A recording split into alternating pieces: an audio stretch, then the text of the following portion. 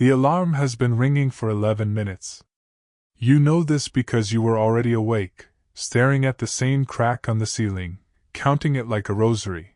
Somewhere, a phone buzzes with the world expecting you to exist today. Your body remembers how to breathe, but forgets why it should bother. Your eyes finally open. Morning begins. The alarm stops. You don't move right away.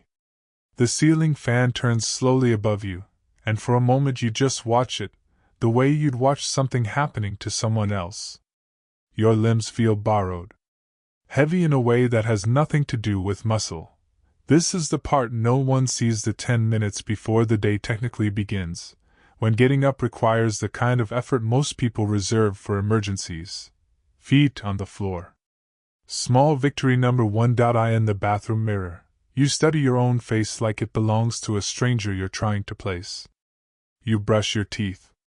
You tell yourself, quietly, just get through the morning. Not the day. Just the morning. Breaking time into smaller pieces is how you survive it. Coffee brews. The smell fills the kitchen, and for 3 seconds, just 3, something in your chest loosens. It's not happiness exactly. It's closer to relief. A small, physical proof that pleasure still exists somewhere in you, even if you have to go looking for it. To the mailman, to the barista, to the person you pass on the stairs, you are unremarkable, ordinary, fine. That's the story your face tells without you asking it to. By 8:40, you're at your desk. Fluorescent light. The hum of a shared office. Someone laughs 2 cubicles over, and you laugh too, on cue, a half-second late, like you're translating the joke from a language you used to speak fluently. A coworker stops by with 2 coffees. You look tired, they say, not unkindly. Didn't sleep great, you reply. True, but not the whole truth. You didn't sleep because your mind ran laps until 3 a.m., rehearsing conversations that never happened and mistakes you'd already apologized for twice. The work itself isn't hard. That's almost the cruelty of it. The tasks are simple, spreadsheets and emails, things you've done 1,000 times. But today each one costs more than it should. Sending a single email feels like carrying furniture up 4 flights of stairs. 18 noon, your mother calls. You sound distant, she says. You tell her you're just busy. Another small lie, offered not to deceive, but to protect, because how do you explain a heaviness that has no visible cause? No breakup, no death, no diagnosis anyone can see on an X-ray. Just a weather system that lives inside you. This is where the real day happens, not in the meetings or the emails, but in the narration running underneath them, a second voice that never clocks out. You're behind. You're always behind. Everyone else seems to be handling this, why can't you? It isn't rational, and some detached part of you knows that. But depression doesn't argue fairly. It doesn't present evidence. It just repeats itself until repetition starts to feel like proof.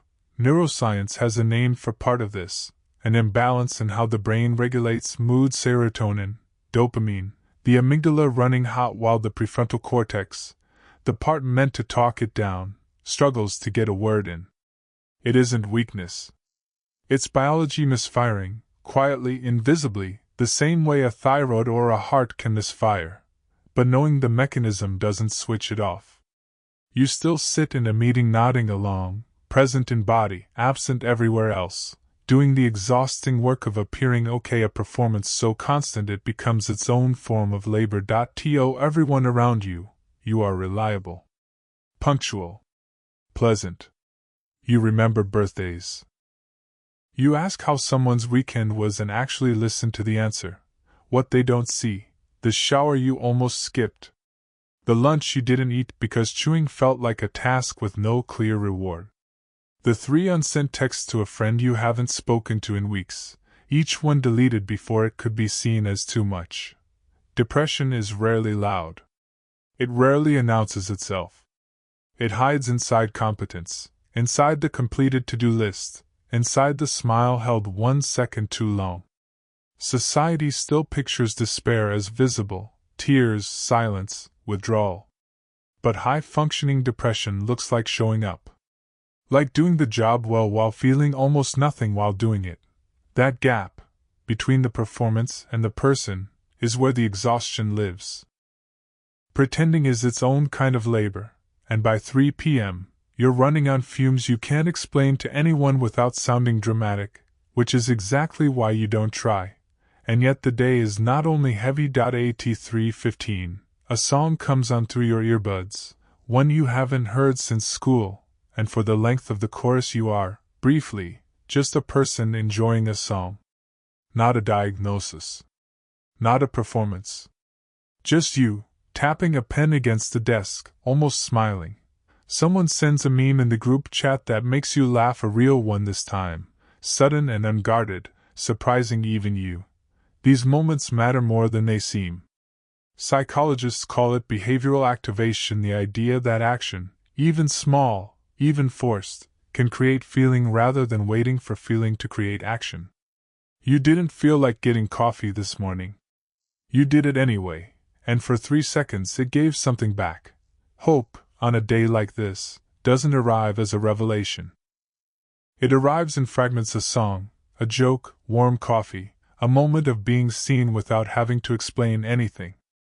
Around 1:30, you step outside just to feel the air on your face. The sun is warmer than expected, and for a few seconds you close your eyes and just stand there, doing nothing, needing to do nothing. No one at the office would call this a big moment. But your shoulders drop half an inch, and that's not small at all. That's your body remembering how to rest, even briefly, even standing in a parking lot. Later, scrolling through old photos on your phone, you find one from years ago, you, laughing at something you can't even remember, mid-sentence, unposed. You stare at it longer than you mean to. Not with sadness exactly. More like recognition. That's still in there somewhere. You don't smile, but something in your chest softens, the way a held breath finally lets go. At the grocery store on the way home, a stranger holds the door and says something small and kind after you, nothing more. It shouldn't matter. But it lands anyway, a tiny proof that the world is still, in small doses, gentle. And later, doing dishes, a song comes on from the radio you forgot you loved. Your hands keep moving, soapy and automatic, but for a moment your body sways slightly without your permission. You don't stop it. Joy doesn't always ask first, sometimes it just shows up, uninvited, and you let it stay for as long as it wants to. By 5 p.m., the fragments start to wear thin. The performance is harder to hold.